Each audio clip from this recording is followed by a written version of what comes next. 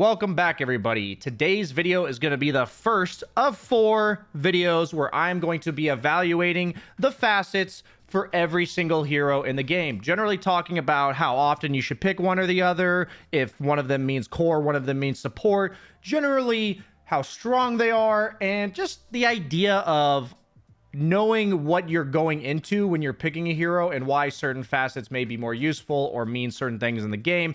Just for you people out there that may be a bit overwhelmed by the new patch. So without further ado, let's go ahead and get started. Today's video, and the way we're going to be dividing it, is going to be all of the strength heroes in Dota. So I'm going to be doing 4 of these videos. We're going to do one for every attribute: strength, agility, int, and universal. And hopefully this will serve as a nice archive for you guys if you're ever like, okay, I'm going to try to pick up X hero. What does BSJ think about these facets? So at least I have a better idea going into it of what not to do. So let's go ahead and get started, guys. Without further ado, let's jump into strength heroes facets. So for Alchemist, we have a choice between 250 bonus gold at the start of the game and Chemical Rage decreases Berserk Potion by 50% and Unstable Concoction cooldown by 30% for the duration of Chemical Rage. So oddly enough, even though this is bonus gold, and it's usually something you think of for cores, I think you would only take seed money on support Alchemist. Pro teams are experimenting with it for feeding your mid a bottle minute 0, and you can still afford like tangos and sentries, you know? I think that's the only reason you would ever take seed money. Otherwise, I don't think 250 gold is enough of a bonus to counter the bonuses of Mixologist later with your Chemical Rage, Unstable Concoction. That's a significant uptime. So I would say support for seed money, core for Mixologists. So next up, we got Axe, who's got one-man army. So one-man army's actually already been nerfed, where it only does 50% of his strength as armor, as long as there's no allied heroes within 600 radius of him, and it lingers for 5 seconds. Generally speaking, I'll always like free shit. That's just free strength, even though it got nerfed to 50%, and if you're snowballing, it's going to be even more impactful. Now, the big deal is that the other one, Call Out, increases your bonus armor of call by 5, and then it taunts enemies. They gain 45 attack speed, so they kill themselves faster on Blade Mail. So this may be situationally better against like Juggernaut type heroes that are just going to murder themselves on the call. So I would say if there's a carry that you think will then murder themselves because they have 45 extra attack speed, Call Out's the one to go to. But I would lean towards like 80-20. I'm taking one-man army because it's free strength, and if you're snowballing, you're getting strength from armor, which means that your effective HP is even higher, so that strength is even more useful. Next up, we got Bristleback. Basically, Warpath is his new innate ability, so one of his facets turns Warpath from predominantly damage to predominantly attack speed, which I would say is more about the carry Bristleback. And most notably, this is the only way to play normal Bristleback anymore, meaning that your quills stack up when somebody's hitting you from behind, you have Bloodstone, all that kind of stuff, and you're lifestealing. Because the other facet makes it so instead of shooting quills, you're actually shooting nasal goo from your back. So I don't fully understand the nasal goo one, but it would be more of like a crowd controlling utility minus armor type of build. So it's important to think that like if you're having any intention of doing the damage yourself, you're going to go for the Berserk. But if you're more about utility and you have right clickers in the carry role that are looking to like you're buffing them up and controlling the enemy, then Snot Rocket is worth considering. I am a little bit hesitant based on the limited farm speed of Snot Rocket, but this is definitely one that's going to take more testing over time, but it's going to change Bristleback drastically. So if you're going to try this one out, go into it with a build in mind, theory crafted, because it's very different from Bristleback that you've ever seen before. Next up, we got Centaur Warrunner. So one of them increases his double edge damage by 25% of the damage he's taken recently for the last 6 seconds, up to double damage of the double edge. So it's a quadruple edge on one person. And then the other one is Horsepower, which he gains 40% of his strength as bonus move speed. Does not stack with boots, so you end up basically not buying boots, unless it's like late game boots of travel or something. And then his max movement speed cap is actually increased by 50, so that does apply when you're stampeded and when you're carting. But I think that's the really only time that that is relevant, because there's no way you can accrue enough strength to hit 600 purely off of strength. I don't even think six hearts would do it. I've seen mainly people taking Horsepower. It's kind of just the same idea. It saves you 500 gold in the laning stage, which you can also go like an extra bracer with. And overall, it's free shit. You know, double edge is theoretically more damage, but I feel like the majority of the time that you're using double edge,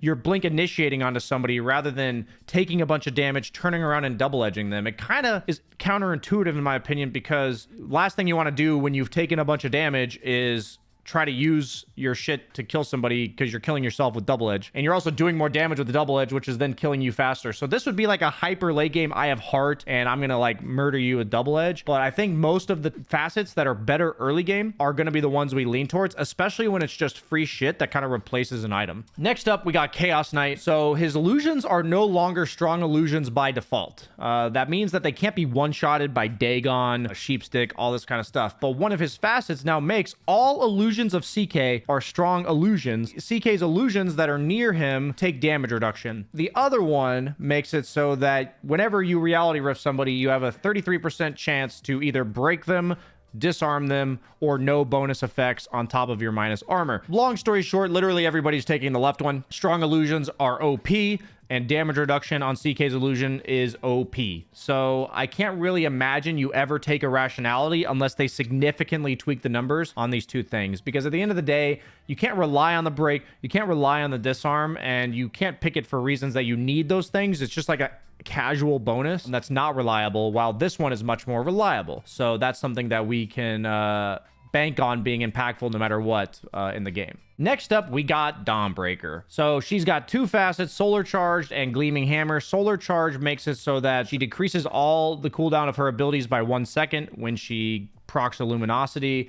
And the other one makes it so that there's a miniature ulti when she throws her hammer out for the duration that it's sitting there, and it can sit there longer. I'm leaning towards the Gleaming Hammer just being overall more utility and better, but there may be some like carry-esque, offlane-esque build that Luminosity procking with like Echo Sabers and ACs may pay off. But oftentimes, the way Dawnbreaker loses, like all of her bad matchups, are her getting kited anyways. So I doubt, unless you're like jungling early and you're going to use that to lower the cooldown of your ulti, that Solar Charge would ever be very good. So I'm leaning towards Gleaming Hammer, but I would only try Solar Charged if I was core Dawn, planning to go like Echo Saber AC at some point in the game. Next up, we got Doom. He's got also two facets. One of them makes Devour's cooldown longer, but it has 2 charges, and every creep's ability is leveled up by 1. This one seems kind of stable. It seems kind of nice. Like all the creeps you get early game are going to be that much more impactful, but I feel like it's also kind of a nerf to Devour unless you were, I mean, if you were spamming Devour off cooldown, that's just strictly better than having 2 charges. So I'd mainly keep in mind the stolen creep ability upgraded by 1. I want to experiment with Devil's Bargain. Its items sell back for 90% of their current price. Yeah, buyback costs more, but the main thing I'm looking at here is the fact that you could potentially rush a bunch of early game items like 4 bracers and a wand, and then go straight Shivas. The reason why I think this may work really well is because Doom likes to go big items. His first big item is almost always Shivas. It's really expensive. So you could theoretically rush a Shivas while having a bunch of small items in your inventory, and you paid like 50 gold for a bracer to buy it and sell it. So you're kind of like building towards a greedy item without the weakness of having no items in your inventory. So I'm leaning towards Devil's Bargain, but the stolen creep abilities being upgraded by 1 level could just straight up win some lanes. So I don't want to write that one off entirely. Next up, we got DK. He's actually the Powder Puff Girls. That's who we got for DK. And they've tweaked the numbers on some of these because Corrosive Dragon was a bit too strong and Fire Dragon was a bit too weak. But at the end of the day, I feel like Frost Dragon is super situational for when you're against strong healing lineups and you're off lane or mid. But I feel like it makes your early game weaker. Corrosive Dragon, the fact that it applies damage over time when you're outside of your ult, and it's minus armor, and the fact that DK's ult now gives bonus damage, it feels like it just hits really, really freaking hard. If you are being Fire Dragon, you're going to be a carry. That's at the end of the day. You're basically another Sven. You have cleave, you have a stun, you want to buy blink. So you're basically another Sven. So that's utility mid and off lane for Frost. Mid and off lane for Corrosive is when you don't need the heal reduction, and Fire Dragon is carry. Next up, we got Earth Spirit. I know I've heard from Effie, because she's an Earth Spirit spammer, and also the win rates back up what she has said, that this one is untakeable until they fix it, because you can't do a lot of the combinations that Earth Spirit needs 2 stones for. So at the time being, this is the only one worth taking.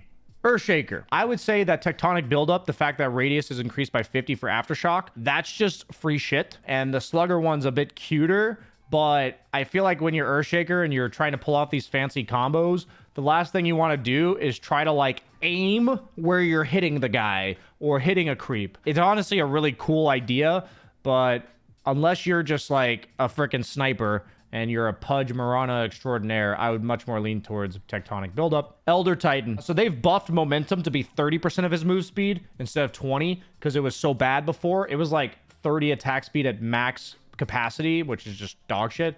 So now it's actually pretty reasonable. But deconstruction is every second an enemy stays under the effect of your natural order aura from your spirit or your hero, they lose an additional armor and magic resistance every second, stacks up to 20. That's on top of the fact that you already negate base magic resistance and base armor. So I've heard that deconstruction, especially in lane, is just busted. So unless they nerf this one, like we talk about uptime, we talk about early game momentum, this one also scales. So I feel like it's just busted. And like this would have to be god tier to replace this one. So for the time being, deconstruction through and through. Huskar. So Huskar has been changed drastically. He no longer has mana, and all of his abilities cost health. That's important. So when we look at his facets, it makes it so that spills Huskar's blood in 500 units around the hero that he life breaks, applying its movement and attack speed slow to all enemies.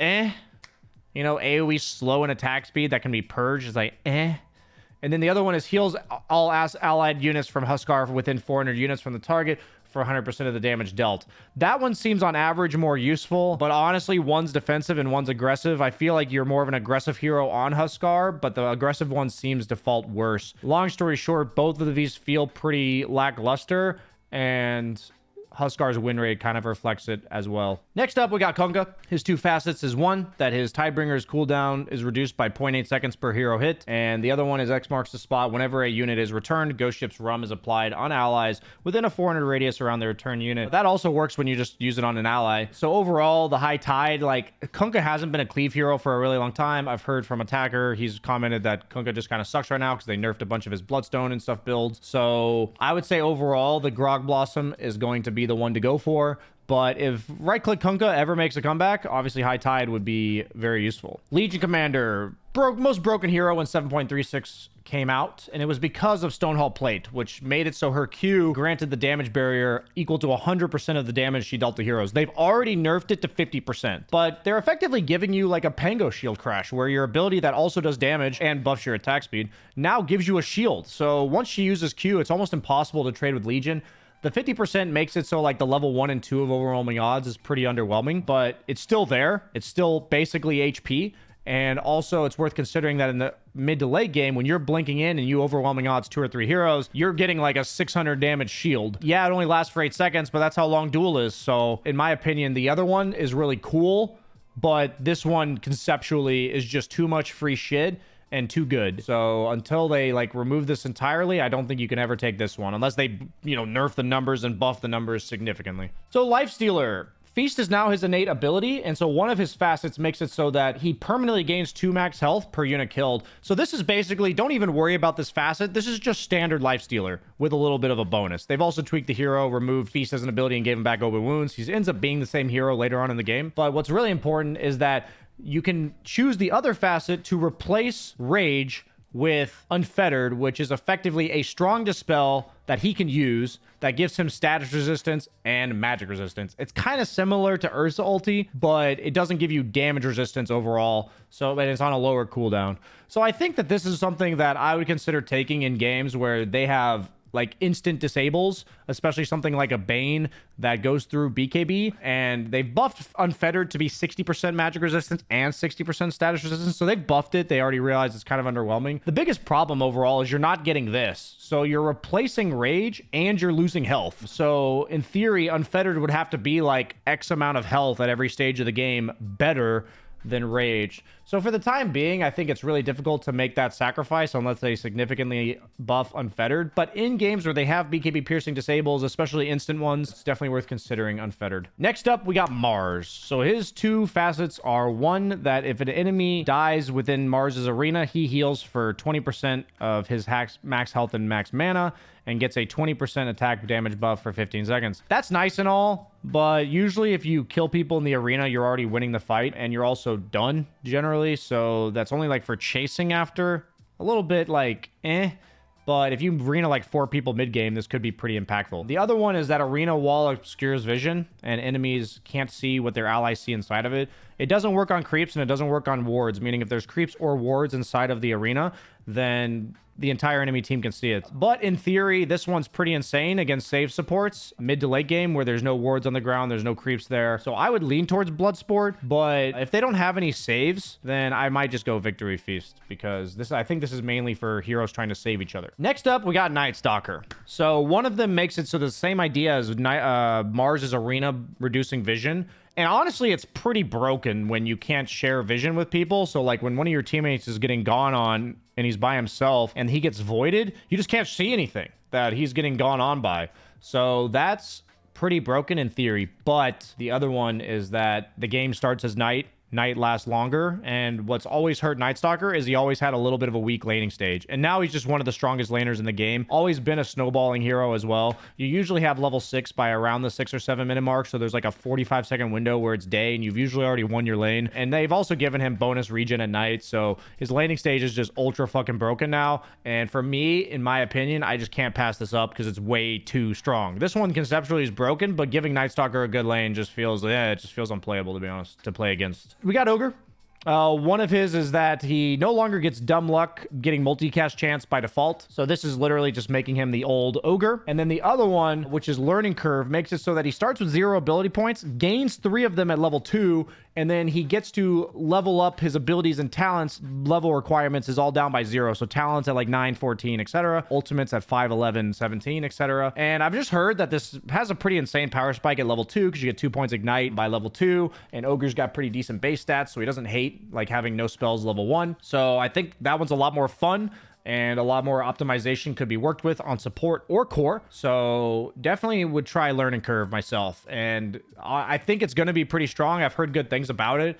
But if it ends up being weak, then we all know what Fat Chance offers, right? It's exactly what Ogre was last patch. We have an unknown and a known variable. So I would lean towards the unknown because it seems like it has a lot of upside in theory crafting surrounding it. Next is Omniknight. So he's got Degen Aura as a passive, innate ability as a passive. And now one of his facets makes it so that for every 0.5 seconds that an enemy was under the continuous effect of Degen Aura, Omniknight's damage to that enemy is increased by 1% up to 20%. But this is a radius of 300. So how often does this really apply? You know, how long are you following people for? You have to follow them for 10 seconds to get the max. The other one is whenever Omniknight's abilities deal damage to an enemy hero, Omniknight gains a heal over time for 5 seconds equal to 30% of the damage dealt. Honestly, Omniknight, since they made it so Hammer of Purity is no longer like castable and then you get shard on right click, all it is that you just get right click from a Hammer of Purity. You don't burst people anymore. Both of these seem interesting because he's meant to kind of like run at you and out sustain you by either doing more damage to you over time or healing himself while he's doing damage to you. I feel like in theory they're both equally mediocre, but if you were to do like a Radiance build, which kind of synergizes with what I'm seeing here, I would rather have a healing hammer than the Omnipresent.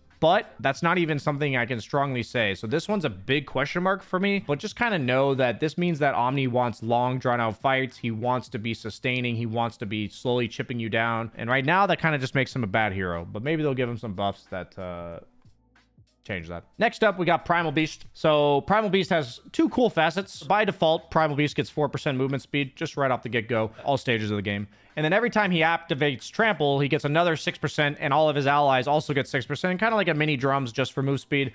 Overall, you're getting 10% movement speed effectively when you're trampling. That's just more damage. So this one's just really nice. I asked Faith Beyond specifically what he thought of these 2 facets because he picked in a pro match and he said that the trample one's really good when the enemy has a lot of movement speed heroes that you want to chase, and it's overall just nice and reliable. The ferocity one, which is when activated, each stack provides a 10% AoE bonus that applies on all your spells, trample AoE, your ult AoE, everything. So I saw Malrine do like a Bloodstone build with this. So are you gonna be like the guy playing around your trample looking to do the damage yourself, or are you looking to be like a meat shield crowd controller, buy a Shivas, buy a Bloodstone, just have all your shit just be massive AoE for the control in fights? Then it's pretty obvious that, like, based on what you think your role in the game is, that's what you would choose. I think Primal Beast facets are some of the best done because they can both be viable in different situations and they can both be built around with different items. Pudge.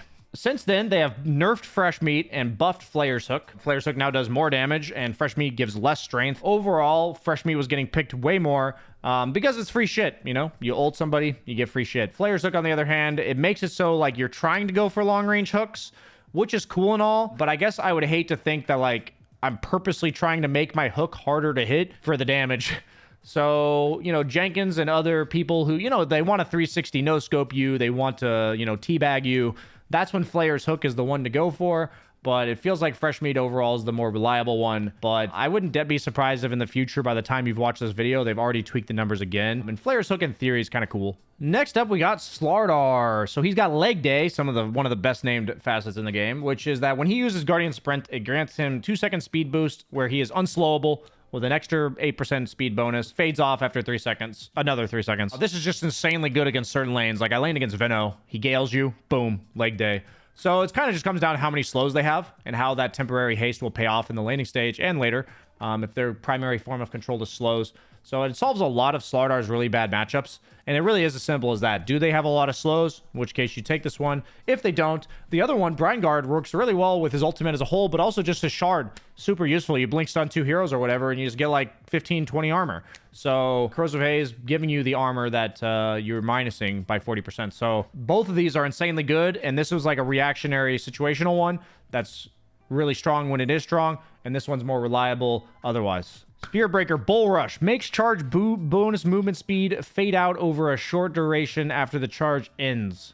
Seems nice overall utility after you charge somebody. But the other one, imbalanced. Enemy receives a debuff that increases the distance of forced movement speed applied to them by Spearbreaker and his allies by 100%. Super fun with Magnus, especially the reverse polarity. We've seen some crazy shit with it on Reddit and all that kind of stuff. At the end of the day, this one seems like kind of a meme, so I'd predominantly go for this one. But if there's some synergy with your lineup, it's probably worth having a really good time with this one. Maybe with you and your friend, you can go some Spearbreaker Magnus and have a good time. Sven. So he's got a really interesting facet because it completely changes the hero. So the first facet just buffs up his Warcry a little bit. Cool. Like generic, a little bit better. The other one, Wrath of God, base damage decreased by 25, and then Sven passively receives additional damage from strength. So instead of 1, he gets 1.4, 1.5, 1.6, 1.7, depending on the level of God strength. So you basically have a much weaker lane, but you scale like a motherfucker. It makes your ult a little bit worse too, because you lose the base damage that buffs your ulti later.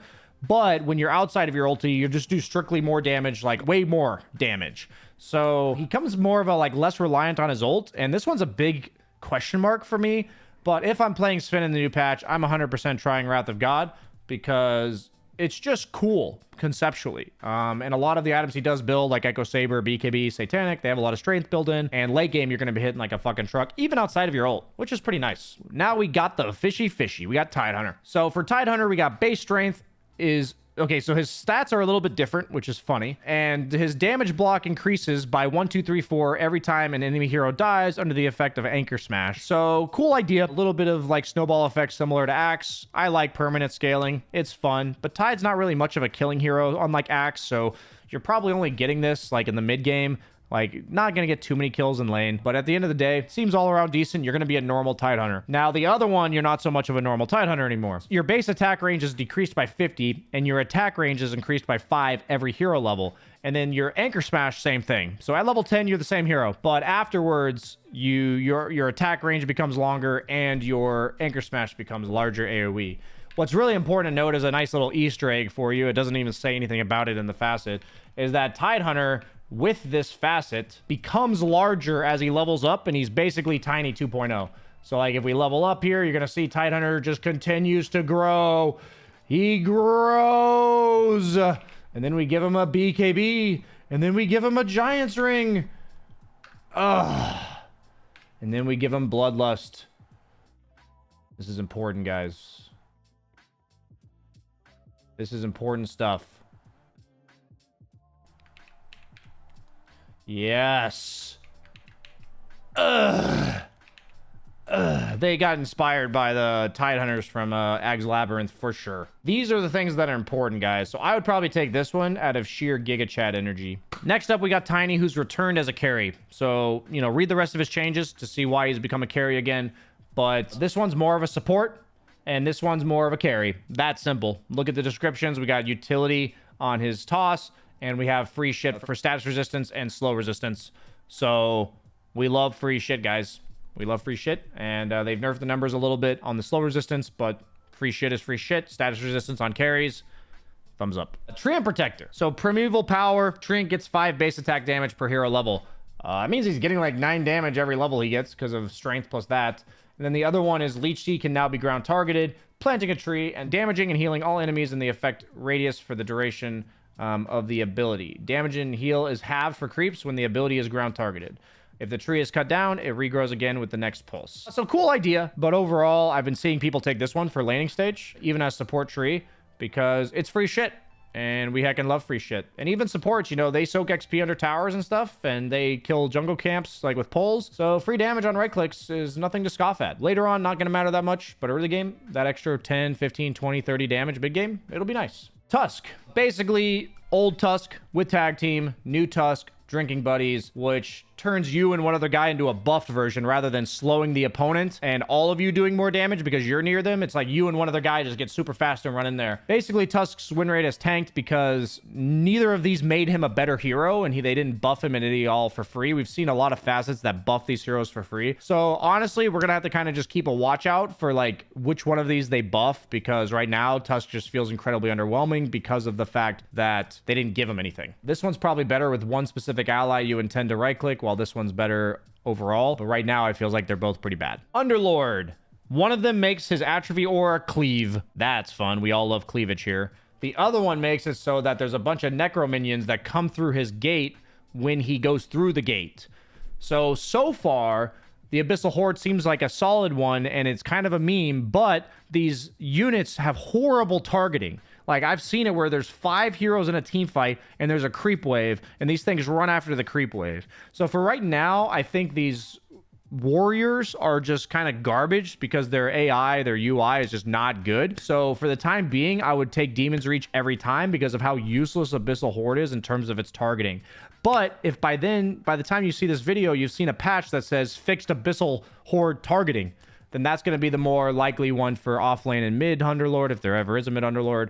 I don't think this one makes Underlord a carry, for the record. So it's just kind of like extra utility, extra wave clear, where he doesn't necessarily have to Firestorm every creep wave because he has built-in cleave. Undying. We got Rotting Mitts. Flesh Golem is active. Undying's attacks will spawn a zombie. So this is like his old shard. Pretty cool. Like, it's just nice, especially for core dirge. While the other one is when Soul Orb is cast on allied hero, they gain 10% of Undying's current strength for 10 seconds. So I think this one's pretty straightforward. Core, support. Need I say more? No. Next up, we got Wraith King. So Wraith King is now basically the same hero with Bone Guard. They made it so his lifesteal is innate, so his second spell no longer gives him lifesteal anymore. It's just built in. And Bone Guard is just the old one, which makes him have skeletons. Right? He's a skeleton-based hero. He gets the summons. He pressures towers. He farms fast early game. While the other one, which has been significantly nerfed, this extra damage is now 15 to 60, and then the equal to 50% of the cursing attack. What this basically is bonus damage on your first right-click to every enemy target, and the second hit, the curse damage, does damage based on your first hit 3 seconds later. So what that means is it's effectively a 1.5x crit that's delayed, but it works on your first crit, if you're following me. So if I crit 300% for 200 damage in the laning stage, and then somebody, like 3 seconds later, they'll take 100 damage. What I'm basically trying to say is it's a crit on a crit, and in theory, that's pretty broken. Right? That's why they've already nerfed the numbers drastically. But now, you know, it basically just changes his matchups drastically. We're seeing a lot of people go still the Radiance build on both, like Armlet into Radiance. But the matchups where heroes that could deal with skeletons used to just counter Wraith King, and now you either, I think you choose Bone Guard when like the offlaner's a Night Stalker and he has no way to deal with your summons, while you go Spectral Blade in any other case. I think it really is that simple, because on average, Spectral Blade is better. But Bone Guard, if it's a cheesy kind of game where they can't deal with the skellies and you just get free farm, free towers, that's fantastic. And you'll scare like a motherfucker because of that early momentum. So guys, that's our review for all the facets for all the strength heroes in Dota. Stay tuned. I will be doing one for Agi, Intelligence, and Universal. And this will all be an archive just for you guys to reference when you get there. Like, comment, subscribe. Love you guys. See you next time. Mwah.